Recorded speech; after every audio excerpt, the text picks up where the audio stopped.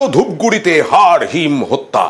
মেয়ের বাড়ির অমতে বিয়ে করে ছেলে, তারপরে মেয়ের পরিবার একেবারে হামলা চালায় আদালতে এবং ছেলের বাড়িতে এমন মারা হলো ছেলের বাবাকে, তার মৃত্যু হলো। খুনের পরেও অভিযোগ মেয়ের পরিবারের বিরুদ্ধে কোনো ব্যবস্থা নেয়নি পুলিশ।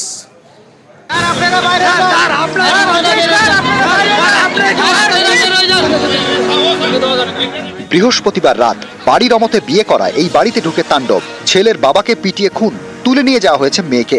অভিযোগের আঙুল মেয়ের বাড়ির আত্মীয়দের দিকে। জলপাইগুড়ির ধূপগুড়ি, এখানকার সাকুয়াঝোড়ার বাসিন্দা মুরারি মজুমদার, বয়স 60, তাঁর ছেলে সুমিত। প্রতিবেশীদের দাবি, ফালাকাটার ধনিরামপুরে এক তরুণীর সঙ্গে সুমিতের দীর্ঘদিনের প্রেমের সম্পর্ক। গত 15 জানুয়ারি তারা পালিয়ে বিয়ে করেন। এই বিয়েতে সায় ছিল না মেয়ের পরিবারের। এরপরে পুলিশে অভিযোগ জানান মেয়ের বাবা। 17 জানুয়ারি জলপাইগুড়ি আদালতে আত্মসমর্পণ করেন তরুণী এবং সুমিত। অভিযোগ, তখন তরুণীকে ছিনিয়ে নেওয়ার চেষ্টা করে তাঁর আত্মীয়রা। ছেলের বাড়িতেও হামলা চালানো হয় বলে অভিযোগ। আদালতে গোপন জবানবন্দি দিয়ে স্ত্রীকে নিয়ে বাড়িতে ফেরেন সুমিত। এরপর বৃহস্পতিবার রাতে হামলা।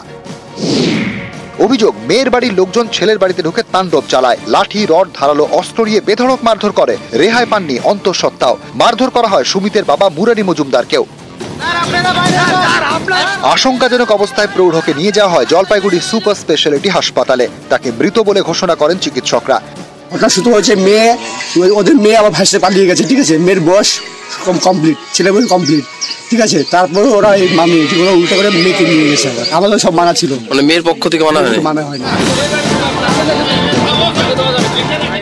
সুমিতের পরিবারের অভিযোগ, এই ঘটনায় যারা হামলা চালিয়েছে তাদের বিরুদ্ধে কোনো ব্যবস্থাই নেয়নি পুলিশ। উল্টে যাদের মারধর করা হয়েছে তাদেরই কয়েকজনকে গ্রেপ্তার করা হয়েছে। এর পক্ষে লোক আইসে উজারি, লোহা, রড টড নানা রকম অস্ত্র নিয়ে আইসে বাড়িতে মারধর করে। এক মহিলার পেটে বাচ্চা আছে, তাকে ধাক্কা মারে। আমার শ্বশুর মুরারি মজুমদার, তাকে আমরা হসপিটালে নিয়ে আসি, মারা যায় আমার শ্বশুর। যাদের লোক মারা গেছে তাদেরকে আটক করে রাখছে। জলপাইগুড়ি থেকে রকি চৌধুরী, নিউজ 18 বাংলা।